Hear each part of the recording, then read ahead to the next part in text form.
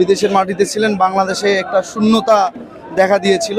বাংলাদেশের আপসীন নেত্রী, গণতন্ত্রের মূর্ত প্রতীক, আমাদের স্বাধীনতা সার্বভৌমত্বের প্রতীক। দেশনেত্রী বেগম খালেদা জিয়া বাংলাদেশের মানুষের আশা আকাঙ্ক্ষার মুক্ত প্রতীক। বাংলাদেশের স্বাধীনতা এবং সার্বভৌমত্বের প্রশ্নে তিনি আপসীন। দেশনেত্রী বেগম খালেদা জিয়া দীর্ঘদিন পর উন্নত চিকিৎসার জন্য বিদেশের মাটিতে অবস্থান করছিলেন। 4 মাসের জন্য তিনি বিদেশের মাটিতে ছিলেন। বাংলাদেশে একটা শূন্যতা দেখা দিয়েছিল। দেশনেত্রী বেগম খালেদা জিয়া আজকে উন্নত চিকিৎসার পর দেশে প্রত্যাবর্তন করছেন।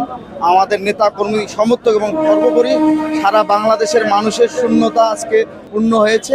আর দেশনেত্রী বেগম খালেদা জিয়া আসছে, সবাই আমরা উজ্জীবিত। আমরা বিশ্বাস করি দেশনেত্রী বেগম খালেদা জিয়া বাংলাদেশে আসার মাধ্যমে আগামীতে একটি সুষ্ঠু স্বাভাবিক পরিবেশে একটি নিরপেক্ষ নির্বাচনের মাধ্যমে, একটি প্রত্যক্ষ ভোটের মাধ্যমে, জনগণের সরাসরি ভোটের মাধ্যমে একটি নির্বাচিত সরকার প্রতিষ্ঠিত হবে।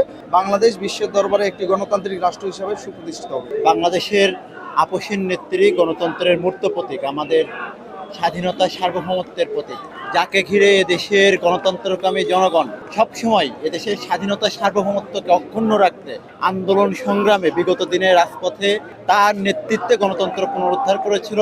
বিগত প্রায় 1.5 দশকের বেশি সময় ধরে বাংলাদেশের জনগণের যে ভুলণ্ঠিত গণতন্ত্র, সেই ভুলণ্ঠিত গণতন্ত্র পুনরুদ্ধারে নতুন করে যে জনগণের মধ্যে খুনি ফ্যাসিস্ট হাসিনা বিগত 5ই আগস্ট পালিয়ে যাওয়ার মধ্য দিয়ে জনগণের মধ্যে যে নতুন আশার সঞ্চার ঘটেছে, এই আপসীন নেত্রী, দেশনেত্রীর উন্নত চিকিৎসার মধ্য দিয়ে তার দেশে ফেরাকে স্বাগত জানিয়ে লক্ষ লক্ষ জনগণের যে রাজপথে সরব উপস্থিতি, তার মধ্য দিয়েই প্রমাণ করে যে তার জনপ্রিয়তা এবং তাকে ঘিরে এদেশের জনগণের যে আবেগ অনুভূতি, সেটির একটি বহিঃপ্রকাশই আজকের এই সাধারণ জনগণের স্বতঃস্ফূর্ত অংশগ্রহণ।